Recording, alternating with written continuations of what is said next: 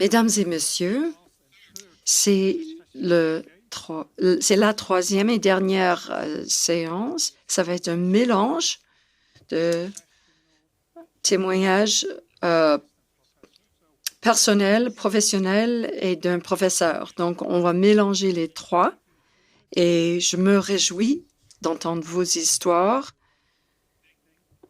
Donc, j'aimerais vous remercier de votre histoire très impressionnante qui m'a vraiment beaucoup touchée. Vous avez été très courageuse d'être là debout devant nous pour vous exprimer, pour vous dire comment vous vous sentiez.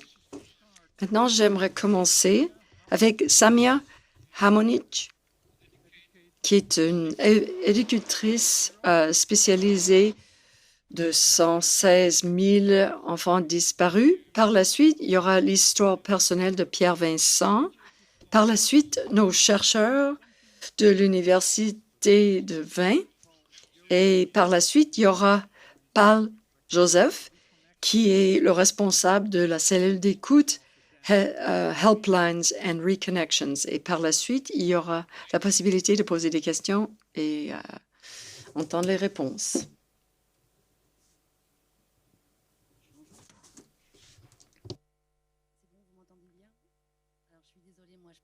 Anglais, donc je vais devoir parler en français. Je vais essayer de parler doucement pour faciliter le travail des interprètes, si je le peux. Donc je me présente, je m'appelle Samia Monique, je suis éducatrice chargée de dossier sur la cellule de suivi du 116 000 français. Donc à ce titre, j'accompagne avec mes collègues psychologues, juristes, notamment les parents, les proches, les professionnels parfois, qui sont confrontés à la disparition d'un enfant ou de plusieurs enfants et qui sollicitent le 116 000. Très rapidement pour les chiffres, puisque mes homologues ont donné quelques chiffres. En 2022, le 116 000 France a reçu 31 897 appels. Nous avons ouvert 1313 dossiers suite à ces sollicitations, sachant que les chiffres du ministère concernant les disparitions de mineurs sont les suivants, toujours pour 2022, 41 518 signalements de fugue, 1140 signalements de disparitions inquiétantes et 544 signalements d'enlèvements parentaux, nationaux et internationaux.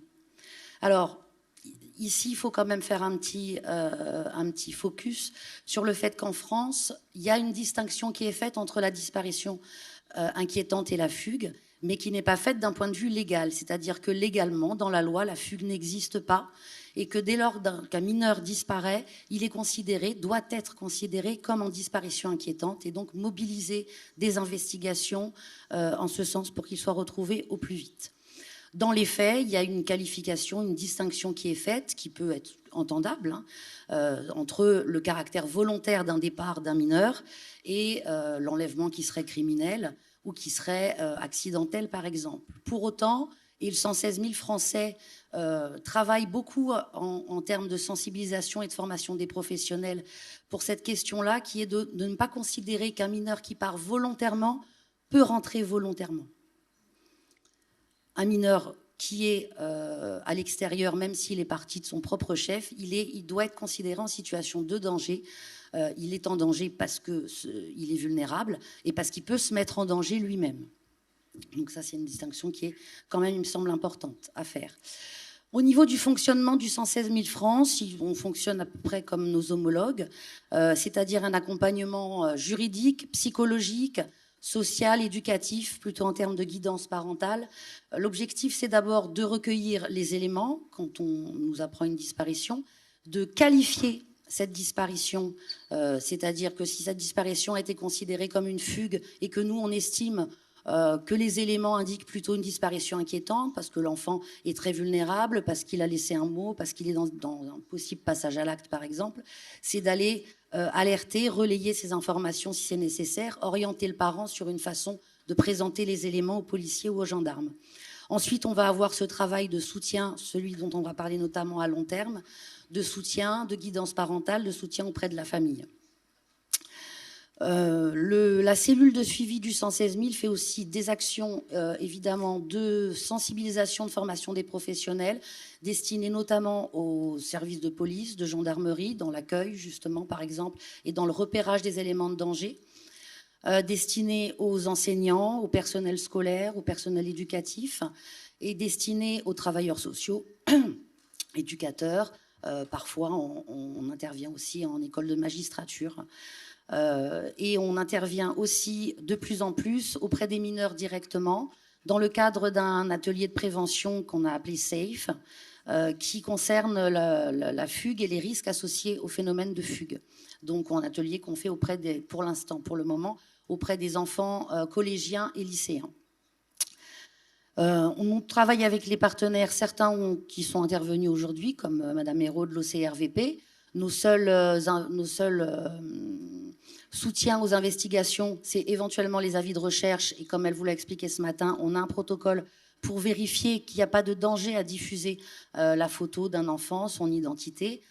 Et comme nos homologues de Child Focus l'ont expliqué tout à l'heure, nous aussi, on est très prudents. On ne diffuse que quand vraiment il n'y a plus d'autres solutions que celle-là pour avoir un témoignage de l'endroit où pourrait se trouver l'enfant.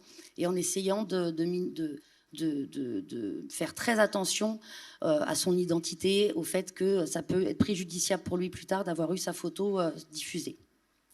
Les autres partenaires sont le domaine associatif. Il faut savoir que dans le travail autour de la fugue, des motifs de fugue et des risques et dangers associés à la fugue, on a été beaucoup sollicité sur la question de la prostitution des mineurs, dont il était un peu question ce matin. Donc on est en lien aussi avec des associations de terrain, comme Agir contre la prostitution des enfants, avec lesquelles on s'est associé dans un collectif pour intervenir auprès des professionnels sur cette thématique-là. Nous, on intervient dans le prisme de la fugue, tout particulièrement. Mais on peut agir aussi avec d'autres associations, d'autres partenaires de secteur quand c'est nécessaire, et évidemment avec nos homologues européens, en tout cas le réseau des 116 000, pas seulement européens, quand on a une situation qui est dans un pays avec lequel on peut communiquer, essayer d'avoir des éléments, comme ce fut le cas pour la situation, le témoignage que vous allez avoir ensuite de M. Coles. Au niveau de l'accompagnement au long terme, ce qu'il faut savoir, c'est que dans tous les cas, dans tous les types de disparitions, qu'il s'agisse de fugues, d'enlèvements parentaux ou de disparitions inquiétantes, les déclarants, les parents, les proches ou les professionnels, en première intention, ils sont toujours convaincus que les investigations, les procédures vont aller très vite, que c'est pas possible, que leur enfant peut pas être disparu, rester disparu longtemps, et que les choses vont se mettre en place très vite. Or, c'est rarement le cas. Parfois, oui, on a quand même une majorité de fugues les enfants sont retrouvés assez vite, dans les 48 heures, parfois même la journée, la même journée, voire dans la semaine. Mais parfois, ça peut être beaucoup plus long pour plein de raisons, parce que l'enfant est parti plus loin, parce qu'il a été emmené, parce qu'il est sous contrainte, parce qu'il ne sait pas comment revenir, parce qu'il a peur de revenir aussi. Donc, le temps, c'est... De toute façon, le temps, la durée des procédures, le temps qui passe, c'est toujours l'ennemi de l'enfant qui a disparu. Dans le cadre des fugues, des disparitions inquiétantes, on l'a dit tout à l'heure, on l'a rappelé plusieurs fois, les premières heures sont décisives pour les recherches. Donc, automatiquement, plus on perd de temps, moins on a de chances de retrouver l'enfant rapidement ou de le retrouver tout court. Dans le cadre des enlèvements parentaux, le temps, c'est l'ennemi de l'enfant, qui est la première victime, et c'est aussi l'ennemi du parent victime. Parce que plus le temps passe, plus la possibilité de valider finalement le principe, l'idée selon laquelle l'enfant, au bout de quelques mois, aurait plus d'intérêt à rester dans le pays dans lequel il a été déplacé de manière illicite, c'est un piège qui se referme très souvent au bout de quelques mois, parce que le temps passe et que du coup, le magistrat qui doit décider du retour va se dire que finalement, c'est peut-être pas une bonne idée. C'est également ce temps qui passe, ça permet aux parents, entre guillemets, rapteurs, celui qui a déplacé l'enfant illicitement, d'utiliser cette période, d'utiliser ce temps pour devenir la seule figure parentale, la seule représentation, référence parentale pour l'enfant. Et cet enfant va progressivement, dans certains cas, oublier l'autre parent en fonction de l'âge auquel il a été déplacé. Il peut finalement en avoir peur, sans même l'avoir finalement beaucoup connu ou fréquenté, voire même quand il a eu de très bons rapports avec ce parent. Et finalement, dans des situations plus longues et très complexes, il va pouvoir aller jusqu'à rejeter ce parent. Donc le temps, c'est toujours un ennemi. Et ce temps, nous, on l'a pour accompagner le parent qui est victime. C'est en ce sens-là que l'accompagnement long, il est nécessaire. D'abord parce que les situations sont longues et qu'automatiquement, en tant que service de soutien, on doit continuer d'accompagner les parents victimes qui le souhaitent, en tout cas qui le demandent, c'est important. Et parce que il faut bien comprendre que l'absence de l'enfant, pour le parent qui est victime de cette absence, prend autant de place que l'enfant lui-même. Parce que justement, cet enfant n'est pas là. Et que ce parent qui est privé de son enfant, il imagine énormément de choses puisqu'il n'a aucun moyen de savoir finalement, ou rarement, ou difficilement, comment est cet enfant, comment est-ce qu'il grandit, comment est-ce qu'il est physiquement, qu'est-ce qu'il pense, qu'est-ce qu'il mange, quels sont ses goûts, comment il s'habille, qu'est-ce qu'il écoute comme musique, quel est son jeu vidéo préféré. Tout ça, ce parent en est privé. Et tout ça, ce sont des étapes que le parent va devoir traverser. Et nous, on est là pour l'accompagner au fur et à mesure, quand il le souhaite, quand elle le souhaite, avec des périodes parfois d'interruption qui peuvent être dues aux procédures judiciaires qui prennent du temps, qui peuvent être dues à des moments de mal-être pendant lesquels ce parent n'a plus envie d'échanger, de discuter, de ressasser les choses. Et c'est tout l'intérêt, toute la plus-value de ces hotlines finalement, des 116 000, quels qu'ils soient, c'est leur accessibilité. C'est-à-dire qu'on peut enfin pas fermer, mais un parent peut se permettre de ne plus nous appeler pendant une période donnée, voire de ne plus répondre à nos sollicitations. Il sait qu'à tout moment, il peut revenir vers nous. Il sait qu'il peut reprendre le dialogue, qu'il n'a pas besoin de tout raconter à nouveau, qu'on est au courant des procédures qu'il a traversées, qu'elle a traversées, qu'on sait qui est son enfant, qu'on sait quel âge a son enfant, et qu'on peut reprendre là où on en était. Et ça, je pense que c'est vraiment une plus-value pour ses parents, associé aussi, il faut quand même le mentionner, au fait que les 116 000 sont des services gratuits et qu'on sait que les parents qui sont dans des procédures dans le cadre d'enlèvements parentaux, mais également dans le cadre de fugue ou de disparition inquiétante, engagent énormément de moyens humains et financiers pour retrouver leur enfant.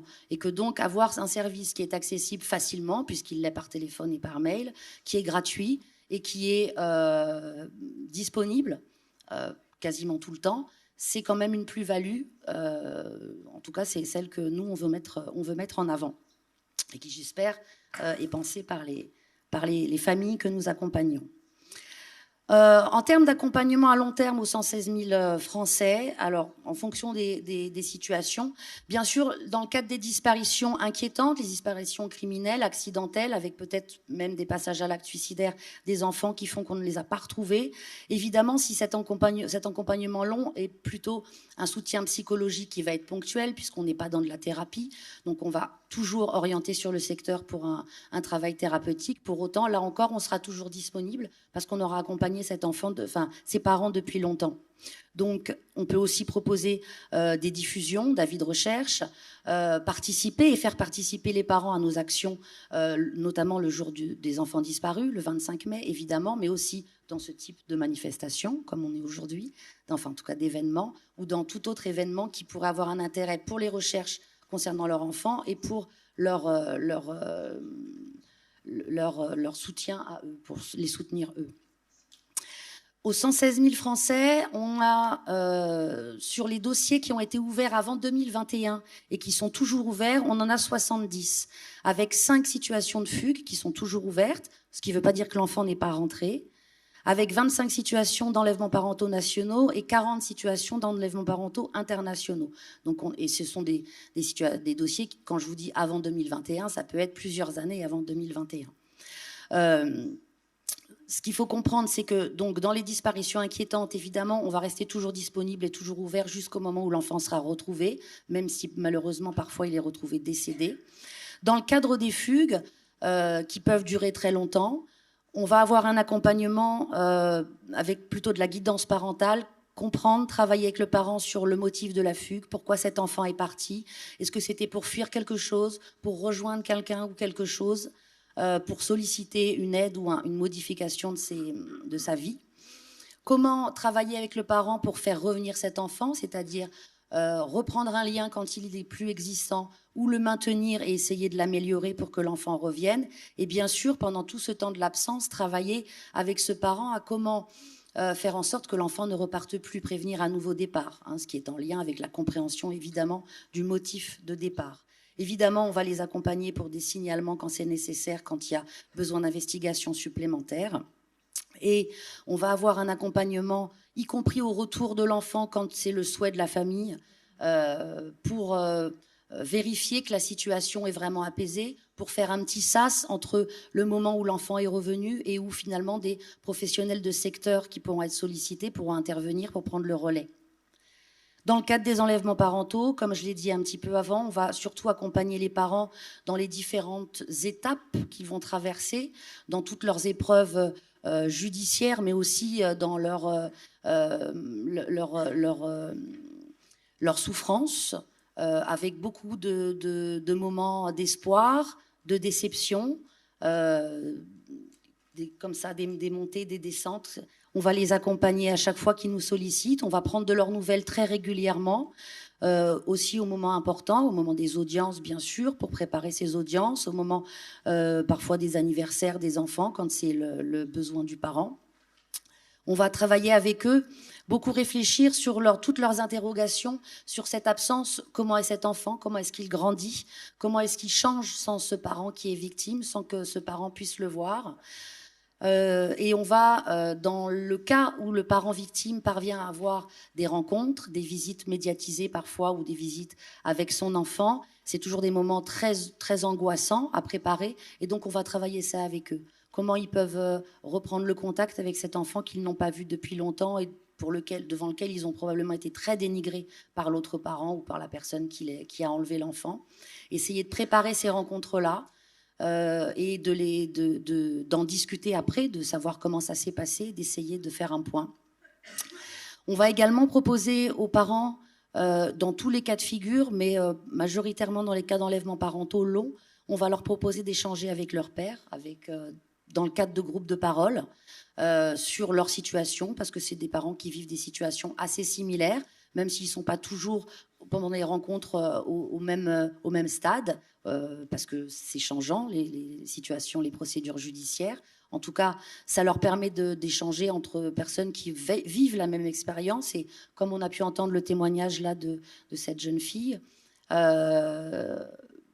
on peut toujours, nous, en tant que professionnels, projeter plein de choses, imaginer plein de choses, réfléchir et intellectualiser plein de choses. N'empêche qu'on ne l'a pas vécu. Et tant qu'on ne l'a pas vécu, on ne peut pas vraiment dire ce que c'est.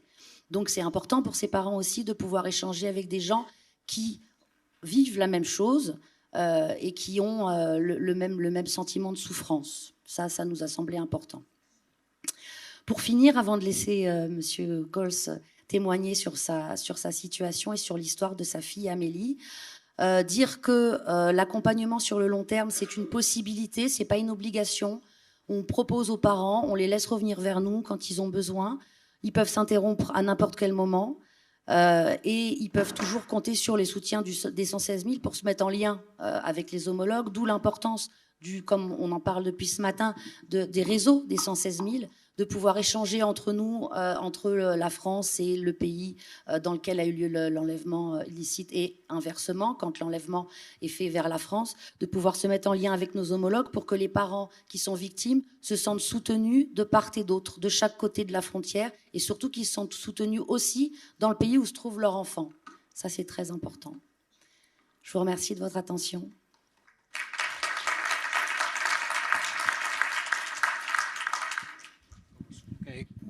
We direct. Is it open? Hello? Yeah. After the story of Mina, après position of a child, we go le to the témoignage position of the de left Mina, on va behind parents. maintenant entendre le témoignage Table is d'un yours, or the mic is parent. yours. Pierre Vincent, Okay. vous Merci. pouvez vous Je vais exprimer. le faire aussi en français. C'est plus facile pour moi d'exprimer, je dirais, mon vécu et mes émotions dans ma langue natale. Évidemment, dans l'histoire, comme de ce que tu as dit, Samia, il y a beaucoup de choses que j'ai vécues, effectivement. Tu as parlé de séparation. Moi, ça fait 8 ans. Donc, je suis le père d'une fille qui s'appelle Amélie, qui a été enlevée à l'âge de 6 ans, par sa mère, direction la Pologne. Aujourd'hui, Amélie a 14 ans. Depuis l'enlèvement d'Amélie, je n'ai jamais eu 5 minutes libres avec elle. Et je n'ai plus de contact du tout avec elle depuis 2017. En fait, elle a été enlevée le 6 septembre 2015 à 10h30. Ce que je vais vous raconter, c'est une histoire vraie, elle est triste. Elle est basée sur des faits qui sont incontestés, puisque toutes les décisions judiciaires ont été prises. Mais ce que je vais vous retranscrire ici, c'est comment je l'ai vécu en tant que père, en tant que parent, victime. Et donc, il y aura forcément un mélange de faits, d'opinions et d'émotions dans ce que je vais vous raconter. Je ne vais pas commencer par vous parler de ma fille, parce que sinon, au bout de 5 minutes, je vais fondre en larmes. Donc, je vais commencer par les conclusions de ce que je voulais vous dire. La première chose qui est terrible pour moi, c'est que j'ai l'impression d'avoir perdu 8 années de la vie de ma fille, non pas pour ce que j'ai fait ou ce que j'aurais fait, mais pour qui je suis. Alors, qui suis-je ? Je suis un père, et en Pologne, je suis un père français. Qu'est-ce que ça veut dire ? Ça veut dire que la première chose qu'on fait quand on apprend que son enfant a été enlevé, quand je l'ai su, elle était en Allemagne à quelques heures de sa destination en Pologne. En fait, tout de suite, aux premières personnes à qui vous racontez que votre enfant a été emmené, il pèse sur le père ce qu'on appelle la présomption de culpabilité. On part du principe, et ça on le voit dans les yeux de certains parce qu'ils n'osent pas le dire, ou dans les paroles de certains. Vous entendez des fois des gens qui vous disent, même des gens qui sont, enfin des gens que vous connaissez pas, les gens qui vous connaissent, il n'y a pas de problème, mais qui vous disent, ah, la mère a enlevé ta fille, qu'est-ce que tu as fait ? Cette présomption de culpabilité, je vais la retrouver partout. Ce qui fait que beaucoup de pères, en fait, n'osent pas parler parce que, justement, ils savent les stéréotypes, ils savent les préjugés, et c'est d'une violence extrême. Parce que vous souffrez, et les gens qui sont en face de vous pensent que c'est vous le coupable, quoi que vous disiez. Et ça, c'est la première chose. Et on va le retrouver aussi dans les cours de justice, c'est-à-dire que pas question de critiquer la mère, il n'en est pas question. Si vous critiquez la mère, vous êtes violent, vous êtes agressif, d'accord ? Elle, la mère, ne s'en prive pas et c'est tout à fait normal. La mère, elle a emmené aussi votre enfant dans un autre pays et elle joue à domicile. Donc elle va en même temps diffuser sur place tout ce qu'elle veut avec des gens qui vont dire « Ah, tu es revenu de France, oui, tu as bien fait parce que là-bas ça se passe pas bien et puis on va t'aider, etc. » Il y a une empathie locale qui va se créer et en fait il y a un climat qui est contre vous qui va se créer localement. Mais je me suis battu contre ça parce que je sais qui je suis et je sais que je n'ai rien fait. Donc, mais il m'a fallu 5 ans, 5 années, pour que finalement, à l'issue d'un divorce prononcé au tort exclusif de la mère pour enlèvement prémédité sans justification, et que l'autorité parentale exclusive me soit donnée, preuve de la gravité des faits commis par les mères, pour que les regards changent envers moi. Mais ça faisait 5 ans. 5 ans de procédure, les procédures d'urgence normalement selon les conventions. Mais c'est pas suffisant. Une fois que j'ai dépassé la présomption de culpabilité et que j'ai été, je dirais, disculpé, en fait, en tant que père, j'ai vécu ce qu'on appelle la présomption d'incompétence. C'est la deuxième vague. Vous ne pouvez pas imaginer à quel point c'est violent quand quelqu'un, un juge, un magistrat, vous dit « Mais monsieur Kolsch, votre fille, elle a 11 ans maintenant. Comment vous allez lui expliquer quand elle aura ses règles ? Monsieur Coles, est-ce que vous avez cuisiné sur des questions de magistrat, hein? Monsieur Coles, comment est-ce que vous allez faire pour élever votre enfant quand vous irez travailler? J'ai failli lui répondre, mais comment font les femmes qui vivent seules avec leur enfant? Comment osez-vous me poser ces questions-là? Tout ça parce qu'en tant que père, il y a une présomption d'incompétence. Ça, je dirais que c'est la deuxième vague. C'est-à-dire qu'en fait, je n'ai pas le droit d'être père. Enfin, j'ai un problème de genre. J'ai pas le bon genre, en fait, pour pouvoir vivre avec ma fille.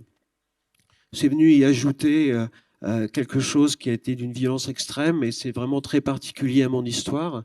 Ma fille a été enlevée donc en Pologne, et j'ai à un moment des décisions de retour, et elles ne sont pas exécutées. Jusqu'à ce qu'un jour, je me retrouve devant un juge sur un tribunal de Varsovie qui me dit la chose suivante. Et il me dit, écoutez, Monsieur Coles, oui, vous avez un ordre de retour exécutoire et définitif. Alors les mots ont un sens juridiquement, exécutoire et définitif. Mais le problème, c'est que si on vous rend votre fille, si on renvoie votre fille en France, votre fille aura des dommages irréversibles. Ce sont des mots exacts, hein, ce sont les mots mot pour mot. Votre fille vivra des dommages irréversibles en termes d'ethnicité, de culture, de langue, de formation et d'éducation. Là, on ne m'a pas dit que j'étais un sous-parent, on m'a dit que j'étais un sous-homme et que mon pays était un sous-pays. Donc, c'était la première partie de cette expérience que je voulais vous donner. C'est pas facile d'être un père et d'avoir son enfant enlevé parce qu'on vit vraiment des choses extrêmement violentes. Parce qu'on vous dit que votre problème, c'est pas ce que vous avez fait, mais qui vous êtes.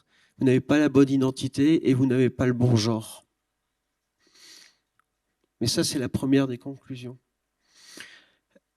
La deuxième, elle est tout aussi terrible.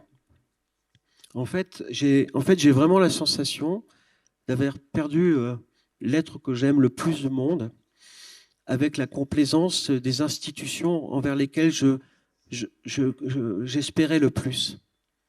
Quand vous êtes citoyen normal et que vous n'avez pas de problème, vous dites que le jour où vous aurez un problème, votre pays, vos institutions vont vous aider.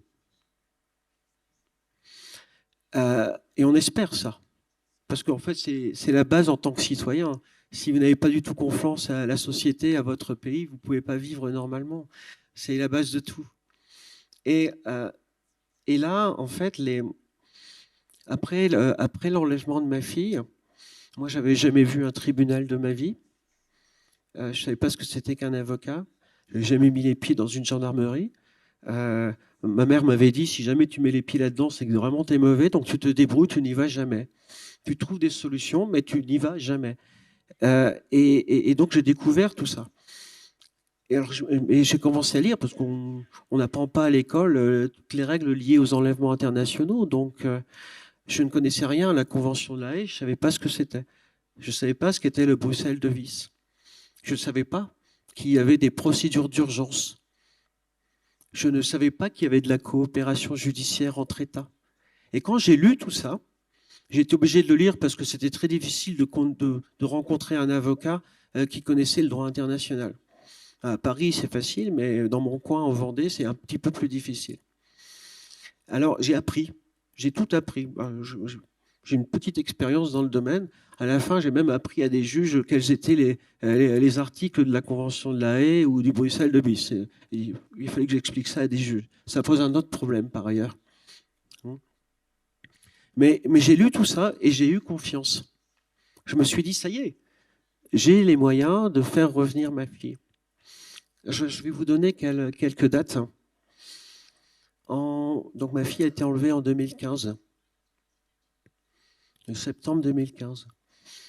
En 2016, dans l'attente des procédures, j'ai eu des droits de visite.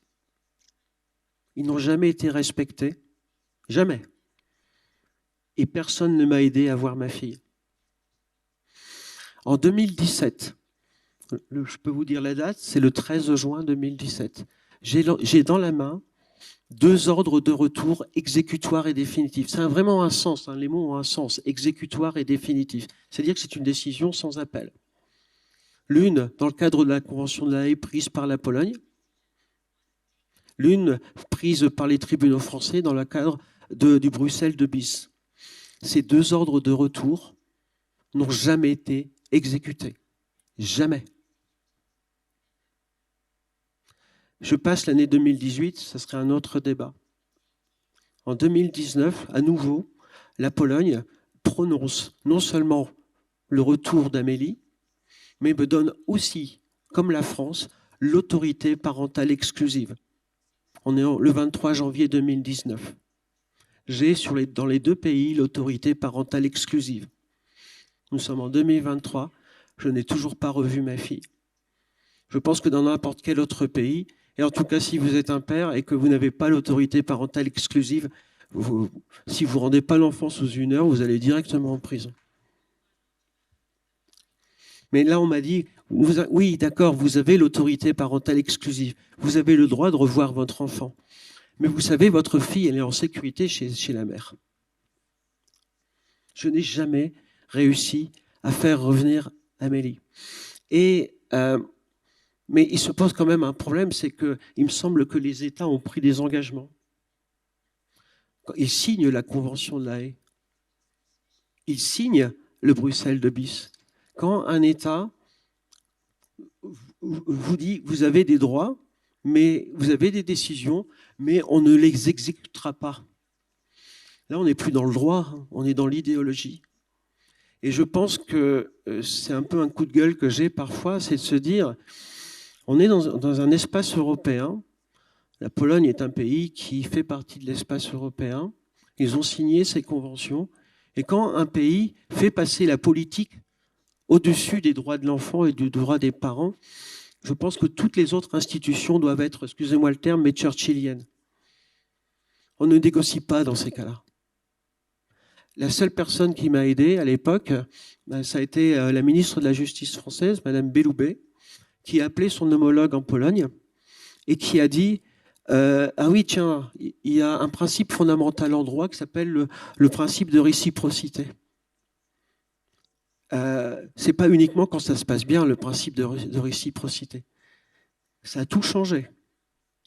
Enfin, ça a tout changé, pas pour ma fille, parce que le ministre de la Justice polonaise a dit d'accord, je fais marche arrière, mais pas de façon rétroactive, donc Amélie ne rentrera pas. Mais ce que je veux dire, c'est que là, ici, les institutions ont un rôle majeur. Il leur appartient de faire respecter les conventions et les règlements. Ça leur appartient. Je ne peux pas accepter, et je n'accepte toujours pas qu'on me réponde « Ah bon, on ne peut pas ». Parce qu'il y a un principe de souveraineté des pays. Non. Non, non. Nous sommes dans une communauté européenne. Je n'accepte pas que quelqu'un me dise oui, mais vous savez, diplomatiquement, c'est un peu difficile avec la Pologne. De quel droit sacrifie-t-on la souffrance des parents et des enfants sur l'autel de la politique et des enjeux diplomatiques? De quel droit? Et comment voulez-vous que j'entende ça? Mais je l'ai entendu.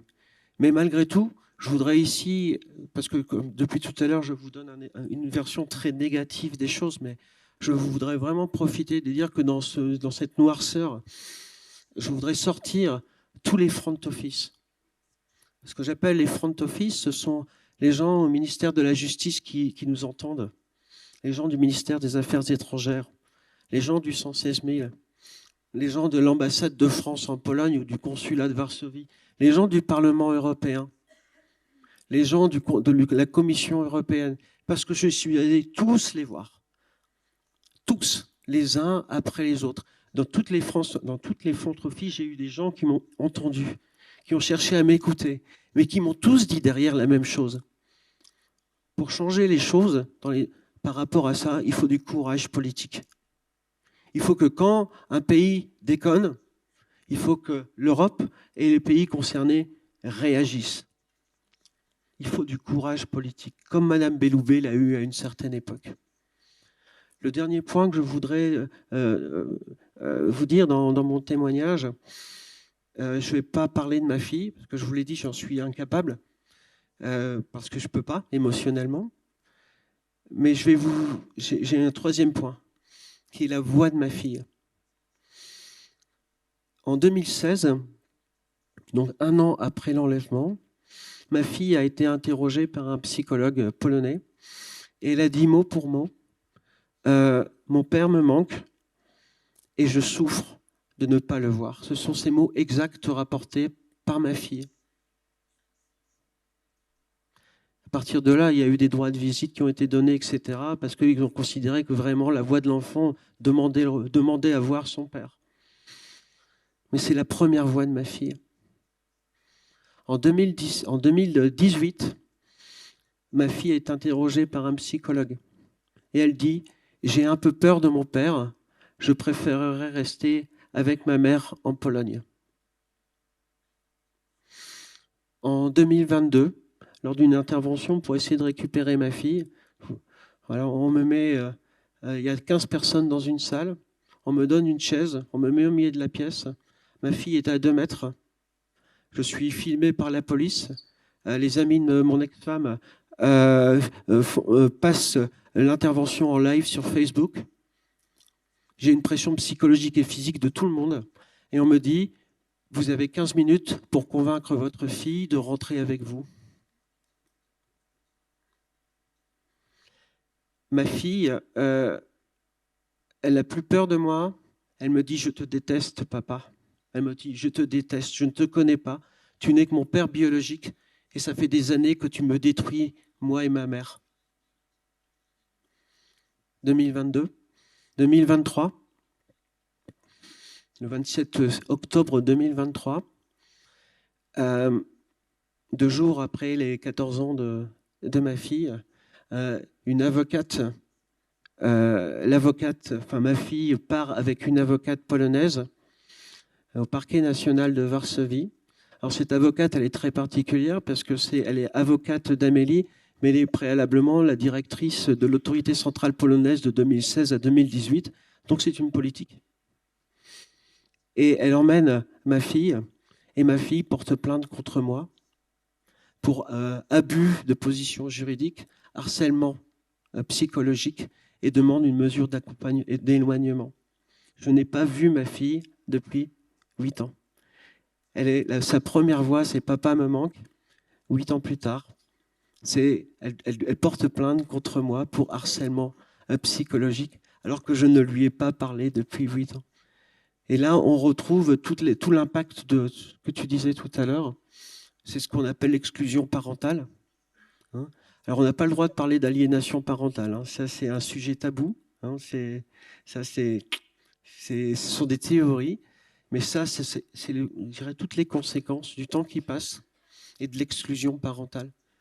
C'est-à-dire qu'il faut véritablement que toutes les institutions, à partir du moment où il y a un enlèvement, garantissent le droit d'accès aux parents victimes, de pouvoir accéder à son enfant le plus rapidement possible pour garder ce lien. Voilà les 3, je voulais juste citer ces 3 aspects-là. Le fait d'avoir souffert de qui j'étais, d'avoir souffert du fait que la politique parfois prend le pas sur les conventions et sur les règlements. Et puis la 3e chose, c'est que si on parle de procédure d'urgence, c'est pas pour rien. C'est qu'il faut impérativement protéger l'enfant des conséquences de l'exclusion parentale parce que lui, il n'y peut rien. Ma fille, c'est pas la vérité. Elle ne sait pas ce qui se passe. Pour conclure, je dirais que je vais continuer à me battre. En théorie, j'aurais dû récupérer ma fille ce week-end, puisqu'il y a eu des nouvelles décisions de justice. Alors, je sais très bien que elle ne sera pas amenée au point de rencontre. Alors, j'y suis allé 39 fois en Pologne en 8 ans. Donc, le nombre de fois où j'ai attendu dans des maisons dites de médiation que ma fille vienne et repartir le cœur lourd chez moi avec encore un espoir déçu. Bon, ça m'appartient. C'est ce que j'ai vécu. Mais je vais continuer à chercher à la voir. Mais je remercie, vous imaginez bien qu'en termes d'accompagnement, physiquement, psychiquement, physiologiquement, financièrement, en tant qu'homme, en tant que père, en tant que citoyen, ce que j'ai pu vivre pendant ces 8 dernières années. Et là, véritablement, je remercie justement tous ces front office et des personnes comme au 116 000. Merci Samia, merci Faiza, merci Sandrine, enfin toute l'équipe du 116 000, parce que finalement, vous êtes là et c'est bien. Merci à mes parents, merci à ma famille. Si un jour vous vivez ça, ne laissez jamais quelqu'un seul. Quand un homme se tait, c'est pas forcément bon signe. Donc appelez-le. Et puis moi, je vais continuer. Ce que j'espère ensuite, c'est que je vais le retrouver, ma fille, mais il faudra continuer à l'accompagner. C'est-à-dire qu'il va falloir qu'elle se reconstruise pour qu'elle devienne une femme accomplie, avec une vision probablement différente des hommes que celle que sa mère lui a donnée. Il va falloir que moi, je me reconstruise, parce que j'ai perdu ma fille, et puis j'ai perdu confiance dans mes institutions, dans mon pays. Et il va falloir aussi reconstruire la relation entre Amélie et moi. Il va falloir qu'on se retrouve, parce qu'on ne se connaît plus. Et je ne sais pas ce qu'elle est devenue, je ne sais plus qui elle ne sait plus qui je suis, mais c'est ma fille. Donc voilà, et donc j'aurai aussi encore besoin de cet accompagnement de long terme. Parce que vraiment, seul, c'est vraiment difficile, croyez-moi.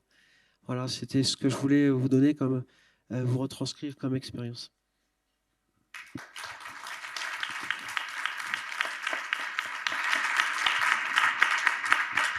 I wish you all the luck, and I hope. Je vous souhaite toutes les chances possibles et je dois dire que c'est un privilège de vous avoir avec nous ici dans ce panel. Vous nous donnez des munitions pour notre discussion. Et je crois que il y a Costa avec son histoire et Mina aussi avec votre histoire. Ce sont les histoires qui justifient le travail que nous faisons. Donc, de ces histoires personnelles, on va maintenant faire la transition vers la recherche. Dr. Lonneke Lenfernik, j'ai besoin de la télécommande. C'était quoi droit des lois?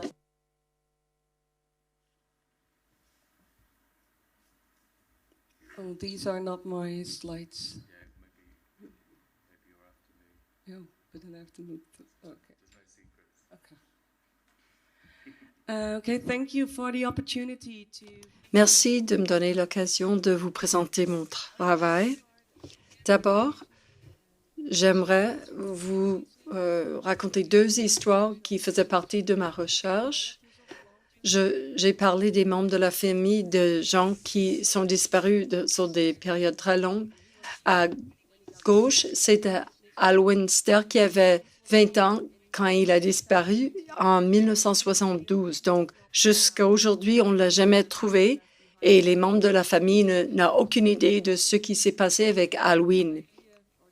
Ils pensent qu'il a fugué parce qu'il était déçu de la société. Mais ils n'ont jamais eu des réponses. Jusqu'à aujourd'hui, ils se posent la question. À droite, il y a Danae Mons. Elle pourrait être mon amie. Elle a disparu en 2015. Elle partait en voyage. Elle a fait des études d'art et elle est partie en Indonésie et elle est tombée d'un bateau et on ne l'a jamais revue. On ne l'a jamais travaillé. On ne sait pas ce qui s'est passé avec elle. Est-ce que quelqu'un l'a tuée? Est-ce qu'elle est tombée dans l'eau? Personne est allé pour la sauver. Voilà, ces familles faisaient partie de ma recherche. Et donc, les familles, bien sûr, m'ont donné l'autorisation de montrer ces photos. Donc, la recherche que je fais avec mes collègues de l'Université de Groningen, il y a le professeur Balboot de l'Université de Utrecht et ils ont supervisé mon projet de doctorat entre 2014 et 2018. Donc, j'étudie les conséquences psychologiques des gens qui attendent quelqu'un qui a disparu depuis des années. Donc, nous considérons une disparition, c'est quand quelqu'un disparaît de leur contexte habituel et il n'y a aucune idée d'où cette personne se trouve. Donc, on ne sait pas si la personne est toujours en vie ou non. C'est une disparition, peu importe la cause présumée. Je crois que ça, c'est la distinction, c'est la cause. Pour la police, c'est très important. S'ils vont chercher, c'est qu'il y a un crime. Mais lorsque c'est une personne adulte qui disparaît, ça peut être un choix délibéré et chaque personne est libre de disparaître, de partir. Donc, il n'y a pas de raison de chercher cette personne, une personne adulte. Donc, on a voulu inclure des familles qui pensaient que leur proche est parti exprès de leur propre volonté. Ici, on vous donne le contexte parce que je suis psychologue par formation et je me focalise sur cette période de deuil après des pertes traumatiques parce que des gens qui meurent ou disparaissent, c'est des morts violentes où vous voyez ici les taux quand les gens disparaissent. Donc, c'est des gens qui sont partis aux Pays-Bas par an. Donc, ces chiffres sont de 2020.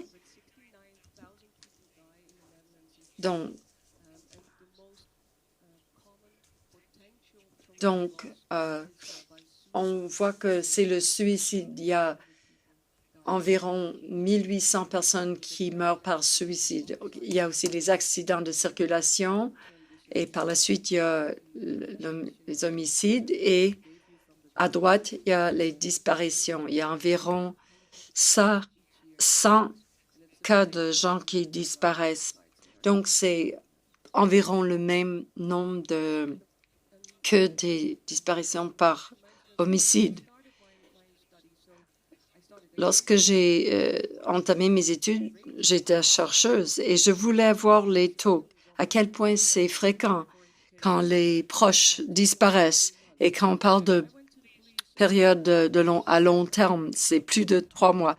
Je pensais que la police pourrait me donner des chiffres. Ça, c'était en 2014. Donc, les choses ont changé et je peux vous montrer les chiffres.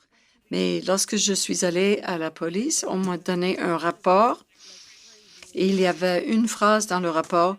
Aux Pays-Bas, on sait combien de véhicules disparaissent, mais on ne sait pas combien de personnes disparaissent. Et cela m'a choqué. On est en 2014 et on ne sait pas combien de personnes disparaissent. Pour moi, c'est la folie.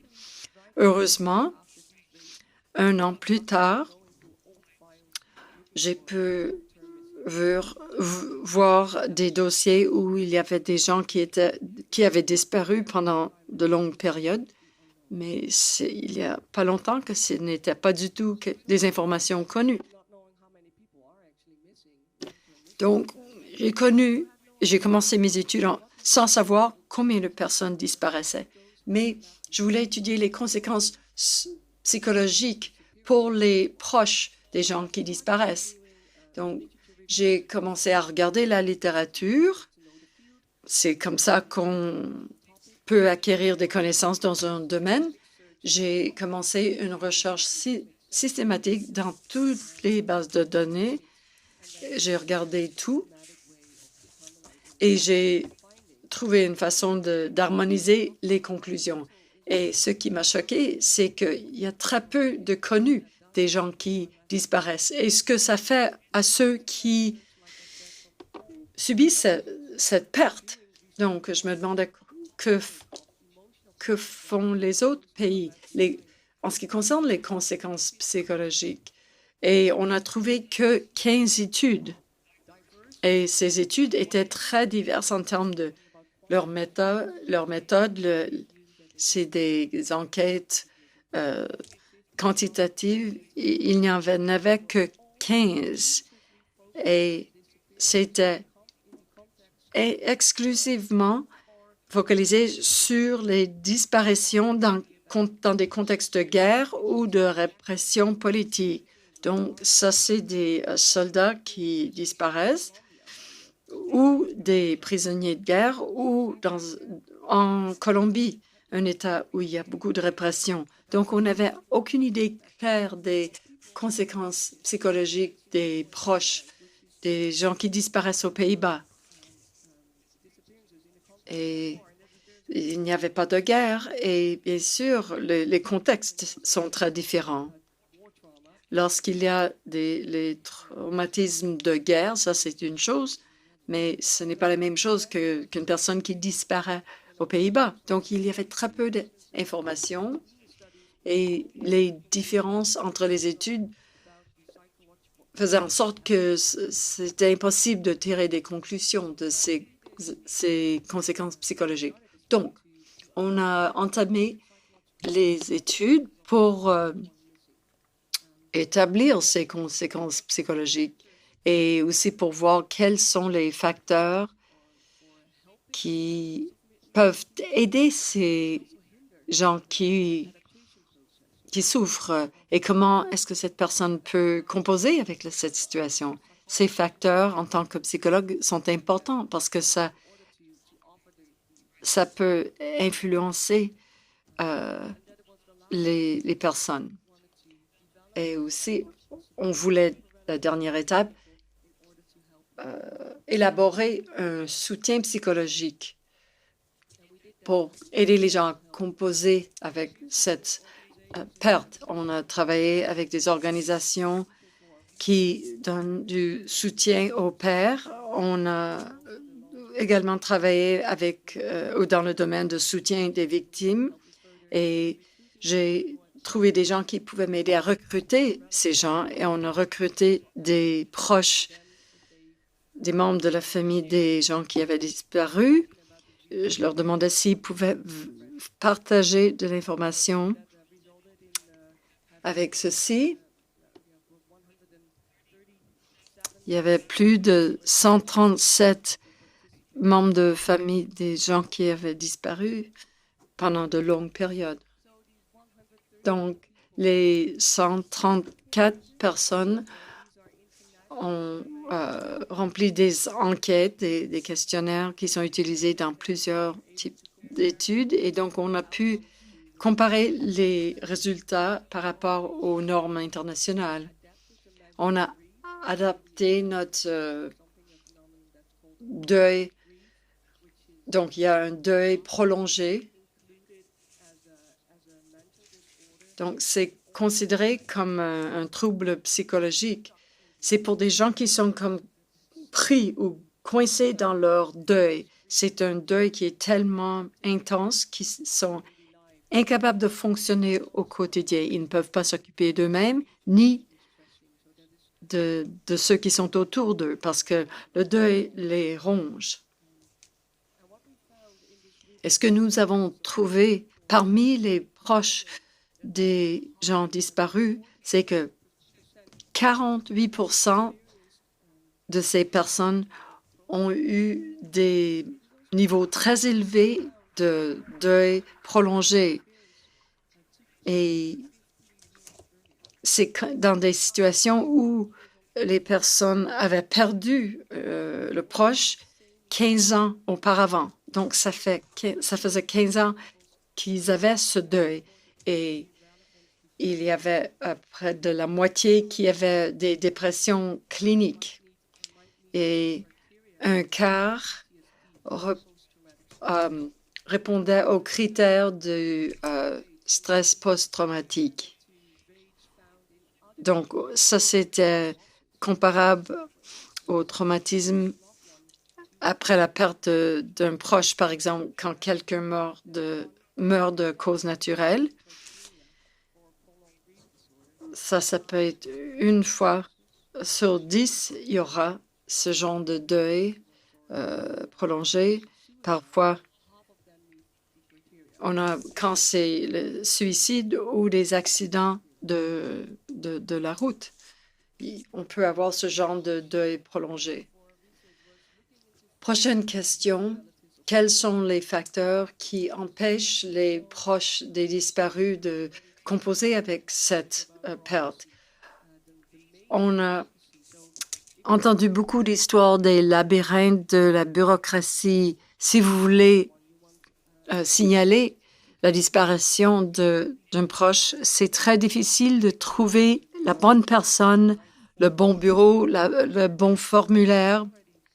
Ce sont des labyrinthes et des gens déjà très stressés doivent naviguer. C'est presque impossible de faire ça tout seul.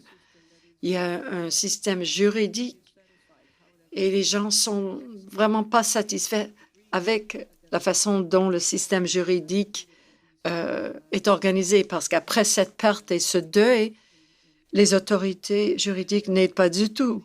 Et donc, il y a la police et la façon dont la police va se mettre à chercher la personne disparue. Et ça peut vraiment créer des obstacles. Et bien sûr, il y a les médias. Si quelqu'un est parti depuis et a disparu depuis si longtemps, vous voulez que leur nom soit mentionné. Vous voulez que au journal télévisé, quelqu'un en parle. Si peut-être quelqu'un est au courant, peut-être après tant d'années, quelque chose pourrait être dit de cette personne. Mais il pourrait y avoir des fake news sur cette personne. Et ça peut vraiment nuire. Donc, c'est une période d'adaptation. Il y a une autre chose qu'on a trouvée. Il y a beaucoup de causes présumées des disparitions et qu'il y a un tierce qui a causé la disparition, peut-être un homicide ou d'autres situations. C'est cette catégorie de proches qui ont eu le plus grand nombre de symptômes sur une période très, très étendue. Et ce qui est très, très difficile, c'est de toujours avoir espoir que la personne est toujours en vie. Les gens veulent savoir qu'est-ce qui s'est passé après tant d'années d'attente, l'espoir d'avoir une réponse. Les gens espéraient que la personne était toujours en vie. Ces gens-là, ils avaient encore plus de symptômes psychologiques, même plus forts que ceux qui pensaient que la personne était déjà décédée. Mais en tant que psychologue, on voulait voir quels sont les facteurs sur lesquels on peut avoir une influence. Et vu les 134 réponses qu'on a eues, il y a cette rumination, c'est des pensées négatives qui se répètent toute la journée. Ça, c'est le facteur de détresse le plus important. Si j'avais fait des choses différemment et pourquoi ça nous est arrivé? Et si les autres avaient fait les choses différemment, ça ne serait pas arrivé. Donc, c'est toujours ces pensées qui mettent la faute sur la personne, que la personne pense, oh, peut-être j'aurais pu éviter cette disparition. Et c'est très angoissant et anxiogène. Et donc, on pensait qu'on pourrait travailler avec ça dans le traitement psychologique pour réduire ce genre de pensée pour que les gens, on espère, se sentent mieux. Il y avait un groupe, je vous ai dit dans les chiffres, pas tout le monde a souffert de ce genre de deuil prolongé ou de déprime. Il y a d'autres qui ont bien géré leur deuil. Et donc, je voudrais parler d'eux aussi, parce que pas tout le monde est traumatisé à vie. Il y a un groupe qui, oui, est capable, avec des amis de la famille, trouve des moyens de composer avec cette disparition. Et nous avons effectué une autre étude avec ce groupe. On a mené des entretiens avec plus de 20 membres de famille des disparus et on leur demandait qu'est-ce qui vous a aidé. Et une femme, Elle a 52 ans, dont le frère ou la sœur a disparu il y a 30 ans. Mais ce n'est plus quelque chose qui va dicter ma vie. Ça fait partie de ma vie et ça, j'arrive à gérer assez bien. Donc, j'ai appris à gérer ce fait. Voilà.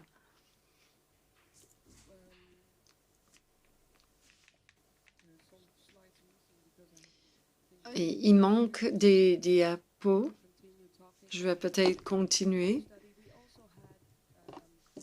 Dans cette étude, nous avons aussi présenté des cartes à ces gens et c'était dans la littérature comment bien gérer ces pertes. On leur a dit, donnez-nous les 5 stratégies les plus utiles et ils ont dit, acceptez, même si c'est très difficile de gérer cette situation.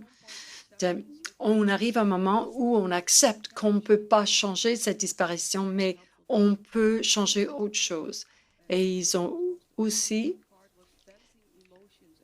et la carte choisie la plus souvent, c'était pouvoir faire le vide, exprimer les émotions. Si les gens autour vous soutiennent et vous écoutent, ils écoutent votre histoire, ils se souviennent de la personne qui a disparu. Comme ça, la personne n'est pas perdue complètement.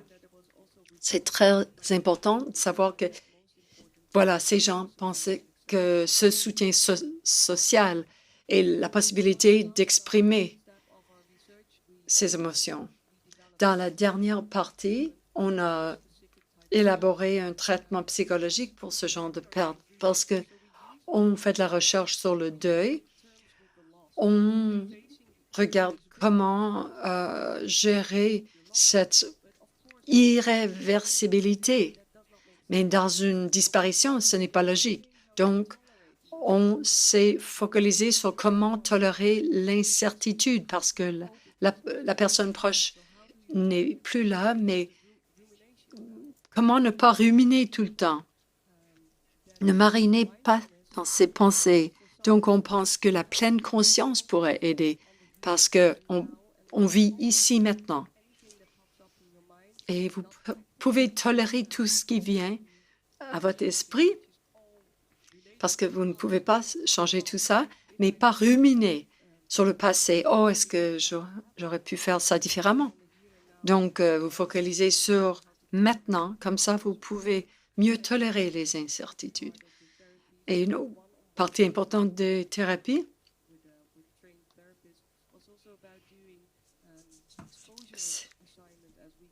on a des exercices d'exposition.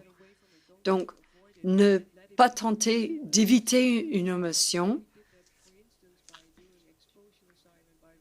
Par exemple, on donne un exercice, écrire. Quel est l'aspect le plus douloureux de cette perte? Et en traitant ces émotions, les gens sont capables de, disons, faire baisser les émotions et ils peuvent mieux tolérer les émotions qu'ils ressentent.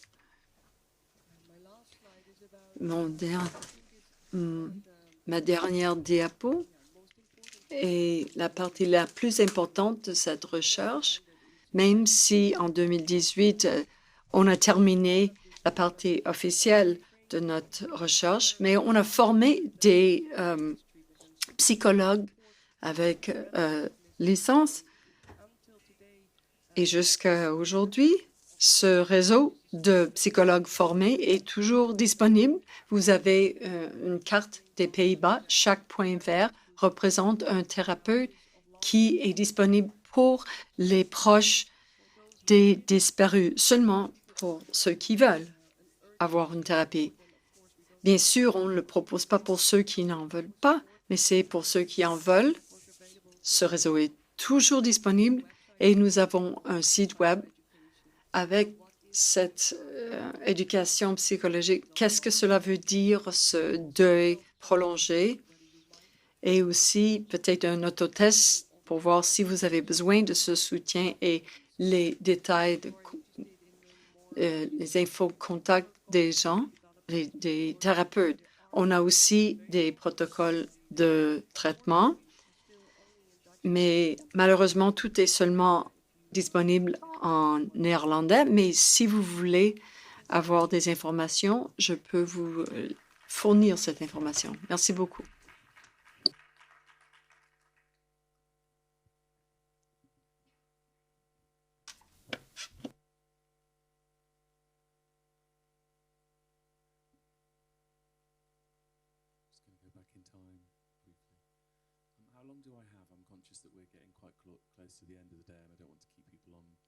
Je vais essayer d'être aussi bref que possible pour ne pas nous retarder. Je vais même mettre un petit rappel sur ma montre pour ne pas dépasser le temps qui m'est imparti. Bonjour à tous, je suis donc en charge de la cellule d'écoute pour Missing People au Royaume-Uni. Je suis Paul Joseph et donc on s'occupe des personnes disparues. Et donc on a également pas mal de cas avec des disparitions non résolues. Donc je vais parler de différents points de ce que l'on fait pour accompagner les familles, pour leur fournir ce dont elles ont besoin. On a vraiment abordé déjà beaucoup de points sur ce que les familles vivent. Donc on a les lignes d'écoute, les hotlines, qui sont vraiment très efficaces pour résoudre les traumas, les crises, la panique et faire en sorte que les choses avancent.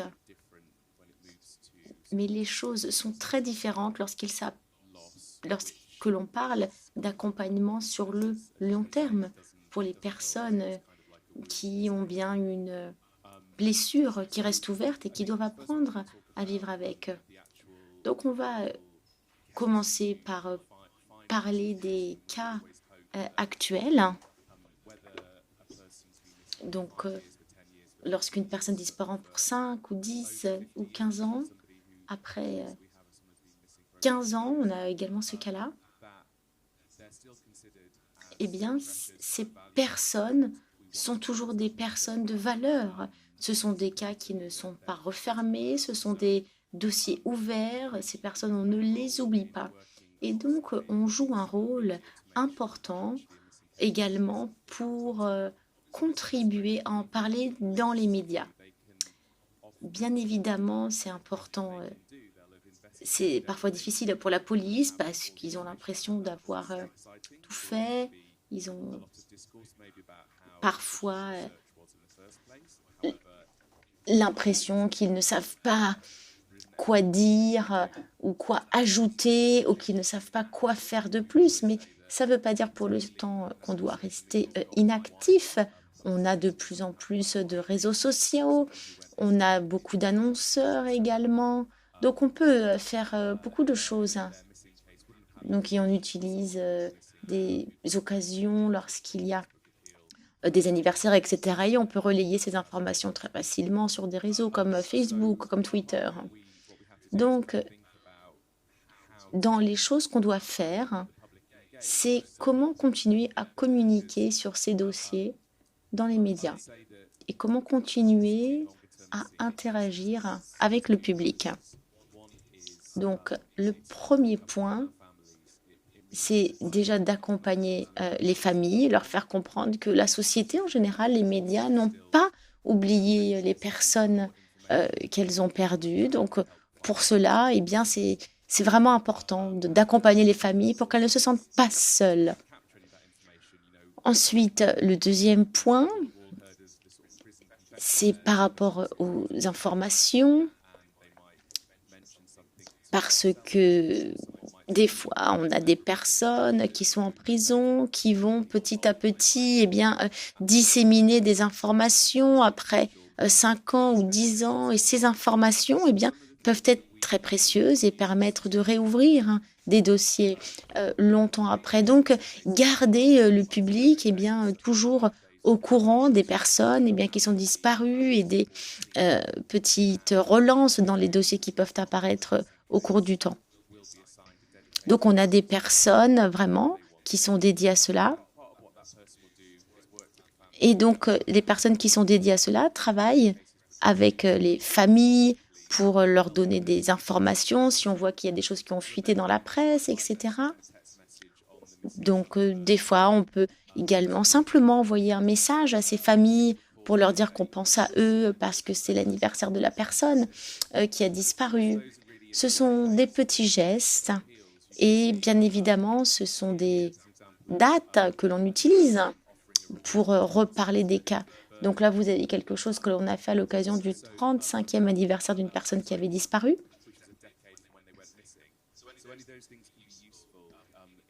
Donc, c'est vraiment des dates clés.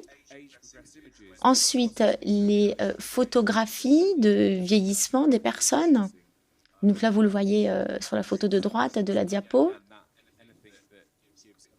En fait, dès qu'on peut donner une information ou dès qu'on peut vraiment essayer de susciter l'intérêt du public, on le fait. On a des ressources limitées. On a un seul volontaire chez nous pour travailler sur ces images, sur le vieillissement des personnes. Mais on essaye de continuer la collaboration avec les forces de police. Parfois, ils nous disent oui, parfois non. Donc, c'est vraiment quelque chose de technique dont je vous parle. Et des fois, on travaille également avec les familles qui essayent elles-mêmes de faire ce travail sur les personnes qui sont disparues. Et donc là, vous voyez sur la photo comment ce petit garçon qui avait disparu en 2007, comment il pourrait avoir évolué, à quoi il pourrait ressembler aujourd'hui. Un autre moyen de garder le public toujours intéressé, c'est d'utiliser des moments clés dans l'année, parce que des fois, on peut faire la une pendant une semaine ou 2 semaines. Donc, ce que l'on fait, c'est d'avoir des relais dans les radios locales. Donc, parfois, on essaye d'utiliser la notoriété d'une personne et d'utiliser, en fait, comme levier, la notoriété d'une personne pour pouvoir en parler d'autres. Parce que ça peut se faire avec des émissions radio, par exemple. Et c'est assez facile. Et des fois, il y a des personnes qui préfèrent donner des informations à l'oral, à la radio, d'autres qui préfèrent écrire. Donc, il y a différentes façons. Donc, les campagnes sur les personnes disparues. Donc, on peut parler lors de ces campagnes de l'ensemble des personnes disparues en parlant de démence, par exemple, ou d'exploitation sexuelle. Donc, si on a des campagnes des services publics sur la démence, on peut essayer de faire le lien avec des personnes disparues en relation avec cela. Donc, on essaye également d'aligner nos campagnes avec l'actualité et utiliser les fonds qui sont alloués à ces campagnes pour utiliser l'engouement du public. Donc, c'est vraiment des choses qu'on essaye de faire.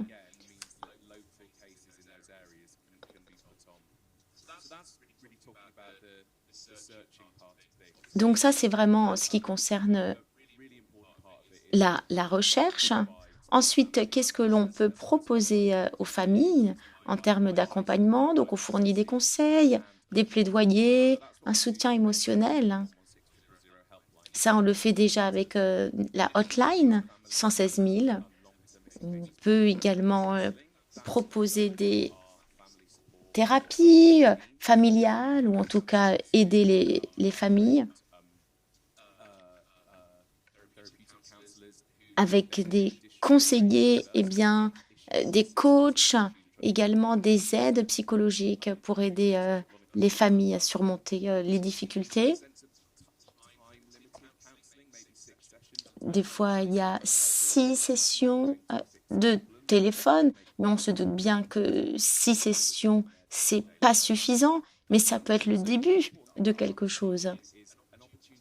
Ensuite, l'opportunité de parler ou d'honorer, de célébrer quelqu'un qui a disparu.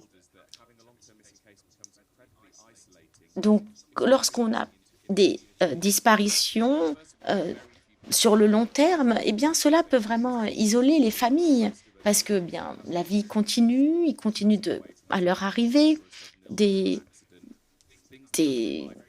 choses, mais parfois il y a des événements traumatiques vraiment. Donc, ce que l'on essaye de faire, eh bien, c'est qu'elles puissent partager cela. Des fois, les gens ne savent pas comment en parler. Mais par exemple, vous pouvez essayer de faire le lien avec les gens qui allaient à l'école avec votre enfant, ou bien vous allez prendre des nouvelles. Voilà. Et la question, c'est aussi lorsque vous connaissez quelqu'un qui a perdu, ou dont un proche est disparu, comment aborder cette personne? Comment lui en parler? Donc, c'est aussi quelque chose sur lequel on travaille. Parce que c'est un sujet assez sensible, comme vous l'avez dit.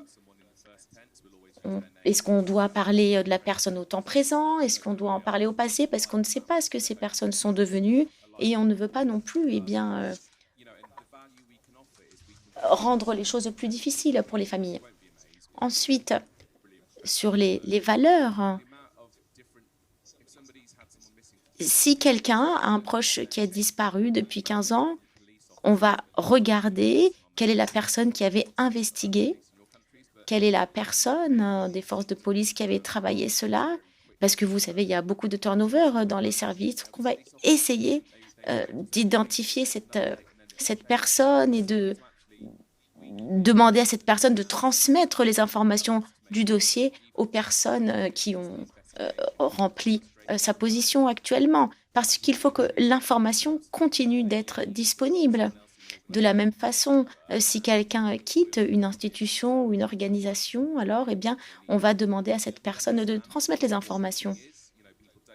On sait ce que c'est qu'une personne disparue, mais on peut vraiment faire le relais et leur faire comprendre qu'on est là, et bien qu'on les comprend et que les personnes ne sont pas oubliées. Et que cette personne continue à être leur fils, leur fille, et que cette personne continue à avoir une vie qui a une valeur certaine. Donc, ce que l'on essaye d'apporter à ces familles, c'est de leur apporter vraiment un accompagnement sur mesure. Donc, les fréquences de contact sont variables. Des fois, on va nous demander simplement de les appeler une fois par mois. Certains vont nous demander quelque chose de différent. Des fois, ce sont les familles qui vont nous solliciter, donc les méthodes sont différentes. Alors, comment est-ce qu'on rentre en contact avec les personnes? Parfois, ce sont des messages, simplement, des messages sur le téléphone à l'occasion de l'anniversaire de la personne disparue, parce qu'ils ne veulent pas les appels téléphoniques, on utilise les emails ou les chats. Ensuite, quel membre de la famille a besoin d'être accompagné? Ça, c'est encore un autre point important. Donc, il nous faut un point focal, si vous voulez, un point de contact dans la famille. Et à mesure que le temps passe, on se rend compte, et ça c'est surtout dans les fratries ou bien dans les grands-parents, eh bien qu'on n'a pas eu de contact avec eux parce qu'ils n'ont pas été vraiment impliqués. Donc parfois c'est difficile pour nous, mais il nous faut également identifier quel est le membre de la famille qui a besoin d'aide, d'accompagnement, et cela varie d'un membre de la famille à l'autre. Donc, on a également eu des cas où on nous a dit, si papa répond au téléphone, dites qui vous êtes et puis demandez à parler à maman parce que papa aime pas vous en parler, mais maman oui. Donc vraiment, c'est à géométrie variable dans les familles. Parfois, il y a également des séparations dans les familles, des divorces, où cela devient compliqué. Donc, il nous faut vraiment travailler pour garder cette relation sur le long terme. Ensuite, je vais également vous parler du fait que on essaye de créer un sentiment d'appartenance à des communautés. Donc, nous avons des réunions sur Zoom toutes les semaines. Et donc, en fait, c'est un espace social où les membres de la famille peuvent échanger. On a également des événements, on a des chorales également, où on célèbre les personnes qui sont disparues, où les gens peuvent se rencontrer et échanger. Et ça, c'est des choses qui parfois sont extrêmement importantes. Chaque cas est unique, mais simplement le fait d'être dans la même pièce qu'une personne qui partage le même fardeau, parfois ça aide et c'est utile. Donc là, vous voyez Julian avec les membres de sa famille et donc qui nous ont fait un retour sur ces communautés et puis avec cette personne qui a disparu. Donc, en fait, l'idée, c'était de demander aux membres de la famille de créer un jardin en mémoire pour honorer la mémoire et les personnes disparues. Donc, on a demandé à différentes organisations de nous accompagner financièrement pour avoir suffisamment de ressources. Mais c'est vrai qu'il nous faut, ces points de contact. Voilà un petit peu l'essentiel des choses que je voulais partager avec vous.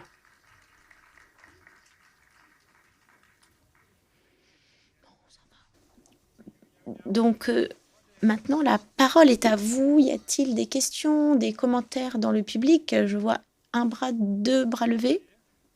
On va commencer par vous, monsieur. Premier rang.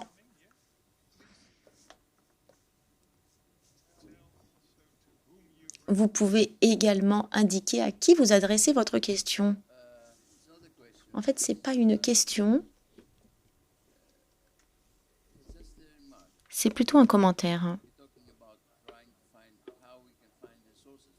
Vous parlez de la façon d'avoir des ressources, des financements. Et vous devez avoir une personne dédiée à cela. En Grèce, on a mis au point différentes méthodes. Mais ce qu'il faut, c'est être ensemble. Je vous appelle, vous appelez quelqu'un d'autre de votre réseau. Je pense qu'on ne le fait pas suffisamment.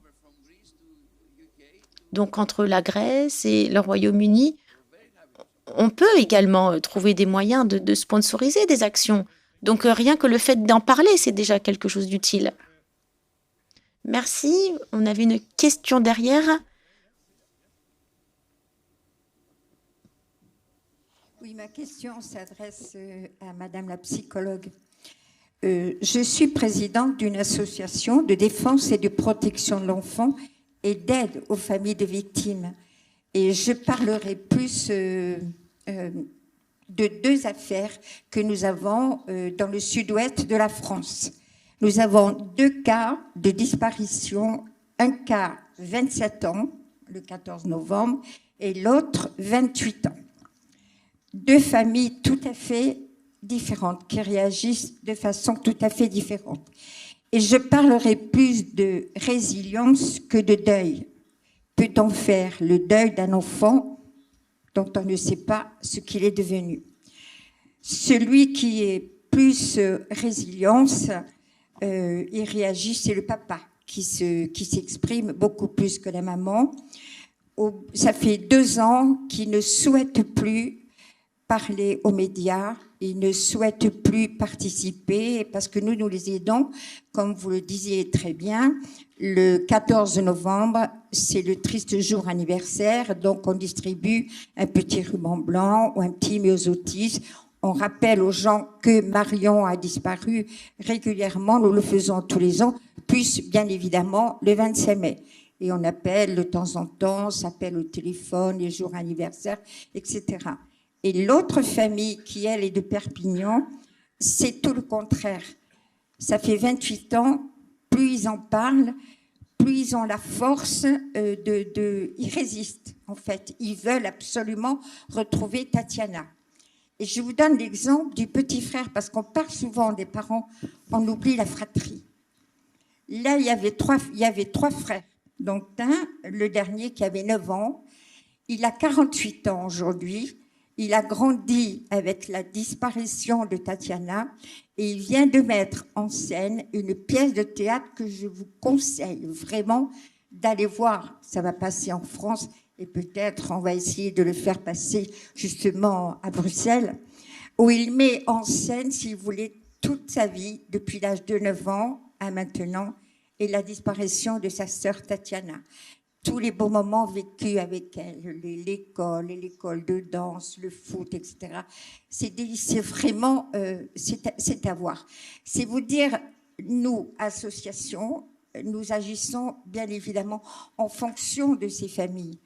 Celui du papa, le papa de Marion qui ne veut plus rien, c'est faire comprendre à la société que le respect, on le doit, le respect au silence aussi, c'est important pour nous et c'est aussi une aide. Mais c'est vrai que c'est très, très important d'être et de rester longtemps. Alors, on peut se dire 27 ans, 28 ans. Je crois qu'il faut garder ça, quand même cette petite lumière de l'espérance. Et c'est vrai qu'en France, il n'y a pas très longtemps, au bout de 10 ans, on pouvait fermer les dossiers d'enfants disparus ou de personnes disparues. Maintenant, non, on ne les ferme plus. Et nous avons la chance en France que les dossiers qui étaient lointains, par exemple celui de Marion, maintenant il y a une cellule spéciale à Nanterre et le dossier est réouvert. Et ça redonne un espoir des années après. Voilà, c'est cette expérience que je voulais vous donner et c'est vrai que c'est important pour nous, associations. Moi, je ne suis pas le 116 000, je suis au départ du 116 000. Mais c'est vrai que je suis vraiment à côté de ces familles parce que c'est notre quotidien. J'habite à Agen, à Perpignan, et on les voit très souvent. Je voulais vous donner cet exemple. Merci beaucoup. C'était davantage un commentaire. Je pense qu'il nous reste le temps pour une question. Si ce n'est pas le cas, je vais donc remercier l'ensemble de nos panélistes. Merci beaucoup pour les choses importantes que vous avez mentionnées. Je veux vraiment remercier votre organisation. On a parlé de prévention, d'intervention et d'histoires personnelles qui ont été vraiment très émouvantes et très poignantes. Et cela nous permet d'aller plus loin. Encore une fois, merci à tous et je donne la parole à Sandrine maintenant pour la clôture de cet événement.